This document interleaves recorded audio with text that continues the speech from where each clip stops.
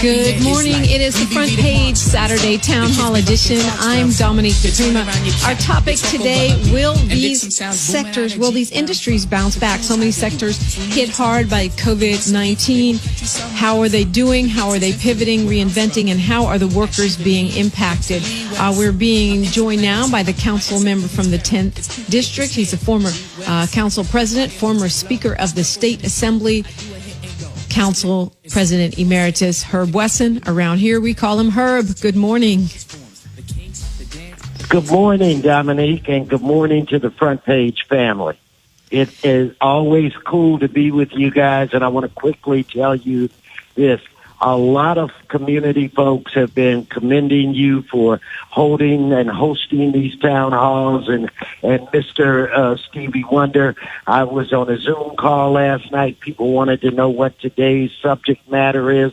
So I think we're really penetrating and doing a good job in informing our community. And as a funny aside, on this Zoom call last night, a woman refers to me as Herb, and a couple of people looked at her funny, and she said, Dominique said, call you Herb. I said, that's the way I love it. So again, it's a pleasure to be with you, and just know that this weekly town hall is having a positive impact on the people we care about. And we really appreciate you, Council President Emeritus Herb Wesson, for stepping up and sponsoring this, because you jumped in when no one else, knew that it would be a success or not, just wanting to respond to give the people information. So we really appreciate you on that note.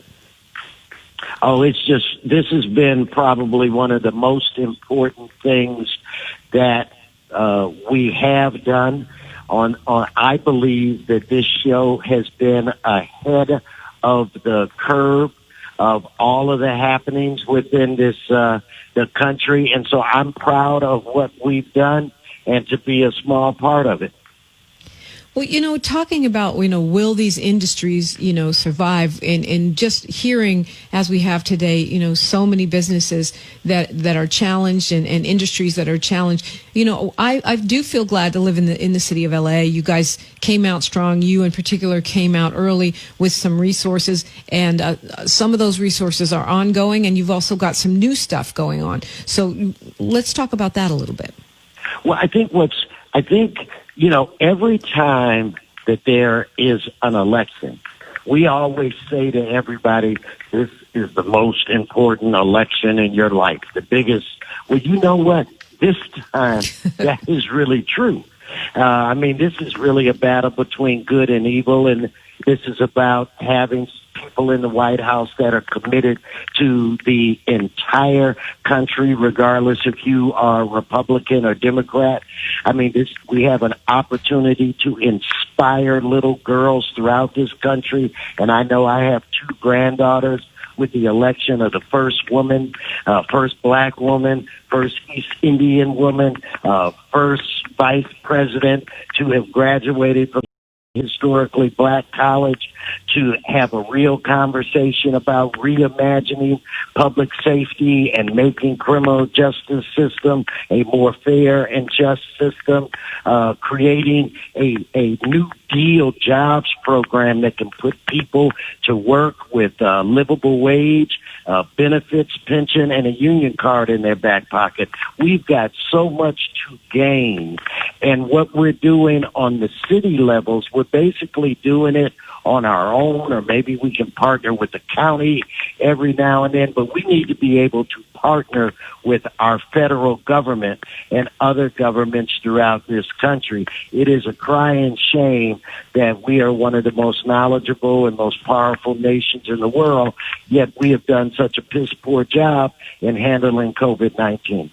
I want to bring in a legendary entrepreneur, actually from your district, Cary Earle. Well. Yes, along with his brother Dwayne. He first started selling hot dogs out of a hot dog stand back in the 80s. 30 years later, he's a staple of the Crenshaw community, specializing in New York-style hot dogs, but also vegan food. Yummy, yummy, yummy. Caribbean flavor going on there, too. Cary Earle, good morning. Good morning, Dominique. Good morning, Mr. Wesson. Good morning, brother. So you guys have, I'm asking my top question of the day today. How is business? Business is actually good. We have been able to stay open and stay safe. I mean, I've been in there. You guys pivoted quickly, having the tape, keeping people 6 feet apart, the little pulley thing that you have to send the food to the people so the people don't have to walk up close to get it. You've got the plexiglass in there. You guys you adjusted quickly, it seemed like. Well, it's almost a day-to-day thing. Whenever the mayor goes on, there's always some new regulation that he puts forth for the restaurants. So we just kept evolving and adapting. Whatever he wanted us to do, we did. We moved the tables and chairs outside. We sanitized. The health department comes through. Actually, they weren't coming through. They were calling us on the phone and having phone interviews with us and advising us as to what we should do. The main thing for us was to keep the staff safe and keep the customers safe.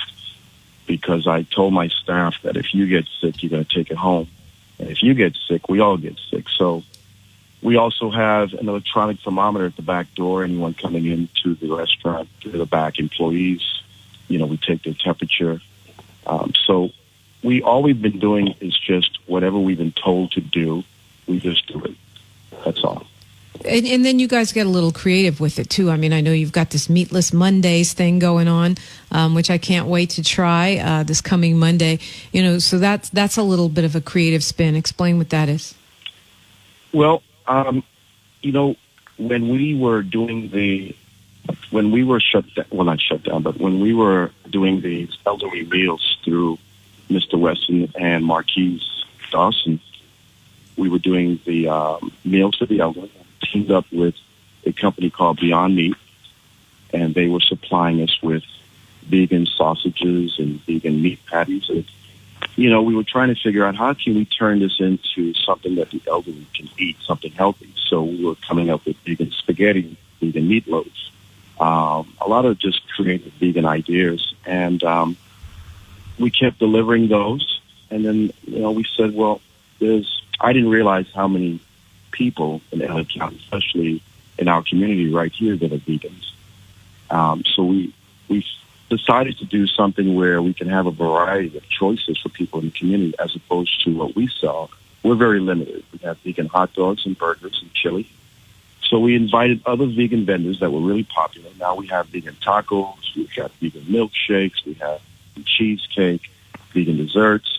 And we've invited them to come down on Mondays and sell their product. It's a healthy option. The community loves it. My neighbors in the building love it. And hopefully the plan is to keep that going for another month, and then we're going to bring in produce. And then we can add fruits and vegetables, and we can give people a very healthy option on Mondays down at 39th and Crenshaw. I don't want to say down at Earle's because it's not just me, it's the whole community. We've gotten a lot of support from Mr. Wesson's office. He has an aide there, Duran. Duran has helped me tremendously with anything I need, and I need to say thank you to him. So it's a collective effort. It's not just us, it's everybody. And it's a great creative idea. I love that. Just like a vegan palooza out there by Earle's with all these different vendors.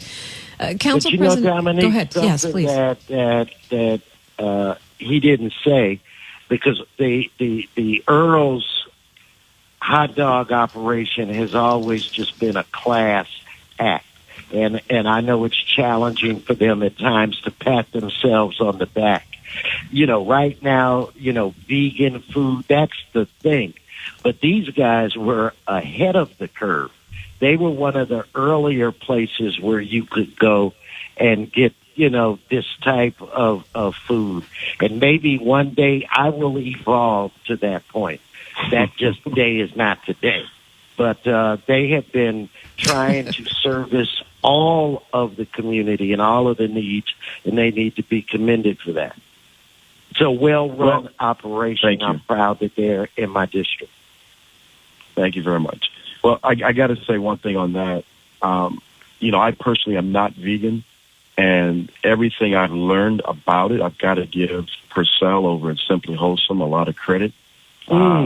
he's the vision in the community. He's been doing this before anybody else, and I've learned a lot from him.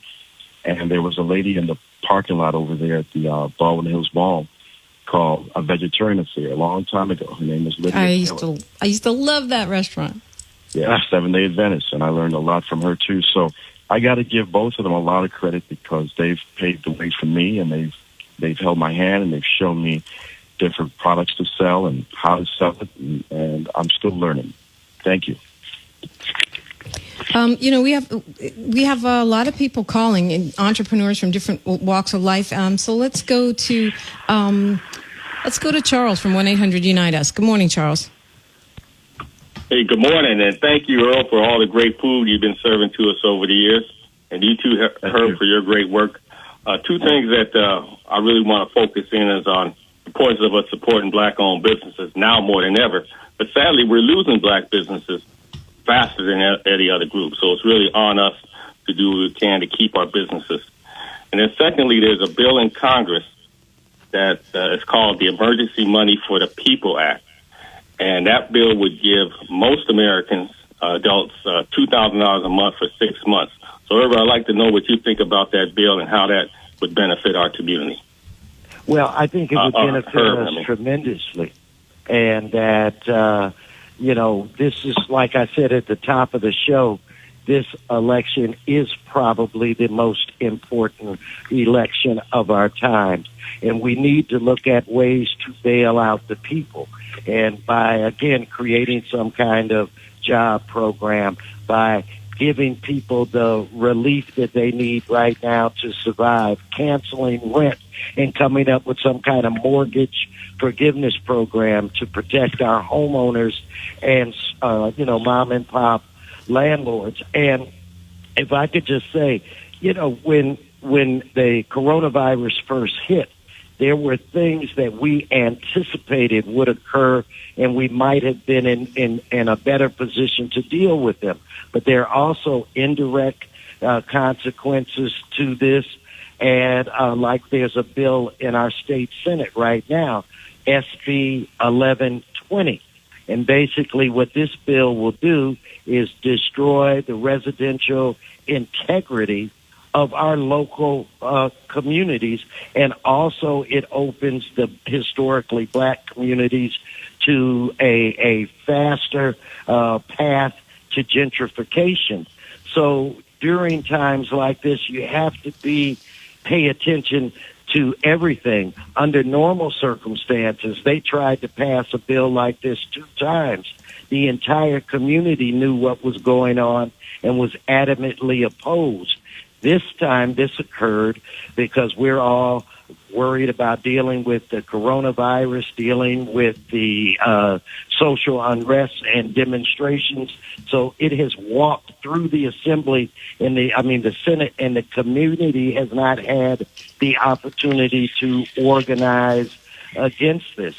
And because of individuals not being able to pay their rent, individuals not being able to pay their mortgages, in the event that these homes are foreclosed on, I would anticipate Wall Street would come in here, buy up these homes, take advantage if this SB 1120 passes, take single-family residences and turn them into fourplexes, and then you'll see gentrification move quicker and more seamlessly throughout our community. So we have to really stay on top of things and recognize that this is the most important election that we may ever vote in. Yeah, and I think that's an important point. And to Charles's point, for both Cary and Herb, black-owned businesses are getting hit more than ever. And when you talk about gentrification, we worry about coming out of COVID-19 and seeing our community, South LA, the 10th district, the 8th district, where we are, all of those black businesses gone. It sounds like you'll be still standing, Earls, Cary, but, do you worry about that? I mean, and what can be done about it? What advice would you give to other black businesses that maybe aren't thriving? Well, I was on Main Street yesterday in Santa Monica, and every block had tables and chairs on the sidewalk. The thing is, don't close your doors. You cannot close. The problem with that, things are changing so quickly that if you close for a week and you try to reopen, the changes will be overwhelming. I have neighbors that were closed for months, and they're struggling to figure out, okay, when we closed down, the world was normal. Now we've reopened 3 months later, and the world is upside down. They have no way of adapting mentality to how do I deal with this? So my advice to a lot of small businesses is keep evolving, keep the news on, especially the local news. Leave the community, go down to Santa Monica, go down to Los Feliz, Silver Lake, just drive down Sunset Boulevard. Take a look at the other restaurants and see what they're doing. Like I said, Santa Monica yesterday, there's a program called Al Fresco that the city has where you can put tables and chairs on the sidewalk, and eventually you can put them in parking spaces. Well, put your tables and chairs outside. Do that. Don't close your business. Do whatever you need to do to keep the doors open, because once you close, it's going to be extremely difficult to open back up. The other problem that a lot of businesses are having is that our suppliers are telling us, you have to take what we give you. I'll give you an example. I have a meat supplier who sends us product. And in the past, I could place an order 3 days in advance and get my product. Now I place the order 2 weeks in advance, and I get whatever he sends me. So there's a lot of things happening behind the scenes that the public doesn't see with a lot of small businesses. We're struggling to get supplies. But my advice to a lot of small businesses is that you've got to keep adapting. Don't close the doors. Try to reach out to people like me. Call me. Ask me for advice. Talk to Purcell up at Simply Wholesome. Call Greg Doolin over at Doolin's Hot Sale. Greg is a good guy. You know, pick our brains. Get some advice from us as to how you can adapt. Call the council office. You know, see if there's any programs available for you right now, maybe to feed the homeless, to feed the elderly, anything at all where you can still have income coming in and you can still employ staff. You can't just roll over and wait for help the help's not coming. You have to have that attitude. I've got to help myself. It's not coming, so what do I do? Because if I close my doors, I may not be able to open back up. So that's the attitude they have to take. Don't wait for the help. Adapt and figure out, how do I keep going? Herb Wesson, what is Dominique, I agree with Cary that if there was ever a time for us to be as nimble and flexible and creative as we can be, that time is now. It is without a doubt apparent that black businesses, and now it looks like historically black communities, are under attack. And the only way that we survive this is when we do program together. I am not a businessman, have never been a businessman, so it's in my best interest to program with business folk to help develop programs that put them in a point where they can survive until things turn around. And one of the things that we need to begin doing more is become more flexible where it relates to our restaurants and the flexibility that we give them to operate. When you drive through Pasadena, when you drive through Santa Monica, when you drive through the city of Culver City, which is just on the outskirts of my district, you can see that the city is doing everything that it can to accommodate their restaurants and to give them every tool that's necessary to survive. So that's why it is so important that whatever differences any of us may have had in the past, we need to set them aside, and we can argue about that when we get through this pandemic. But right now, we've got to work together and to create ways to keep our businesses flowing and to keep our people working. Just a couple minutes left here, but Council Member Wesson, you have a project with World Harvest Food Bank speaking about supplies and access to fresh organic food for families. Talk about that collaboration. Well, just really quickly, I mean, when this happened, within a few days, my staff was out programming with organizations throughout the city, because we recognize that people have to eat every day, that jobs were being lost and people didn't have money. So we've programmed with World Harvest to come up with healthy produce and other products that individuals need just to survive day to day. And I think just with that organization that we have fed over 100,000 families. And we are providing not just lunches or dinners, but food boxes that weigh almost 40 pounds. And they have been phenomenal in helping us deliver and to program with communities that are in need. What people need to realize now, that there is a significant number of Angelenos that are surviving and feeding their family because they have 3 or 4 different places where they can go during the month to get enough food to have their family survive. And I'm just extremely proud to be one of those entities that they can go to. Yeah, you guys have delivered 800,000 pounds of food. I mean, that's amazing. Well, World Harvest, just so you know, this is a place that's located on Venice and Arlington. And for $40, you can get an entire shopping cart loaded of food for $40. If you do not have money, you can work there for half the day, and when you leave, you walk out with the full shopping cart loaded with food. So before the pandemic, this organization has been feeding the community, and because of them, since the pandemic, totally, we have delivered almost 800,000 pounds of food throughout the city of Los Angeles. That's amazing. Council President Emeritus Herb Wesson Jr., Cary Earle, thank you so much for being with us today, and thank you to all of our guests. Thank you for having me. Take care, Cary. Okay, Thank you, Mr. Wesson. Thanks, Dominique. And Front Page Family, Radio Free Family, I'll see you Monday at 4:30 in the morning. Guy Black is next. Until next time, Radio Free Family, one love. It's the Front Page with Dominique DiPrima on Radio Free 102.3 KJLH.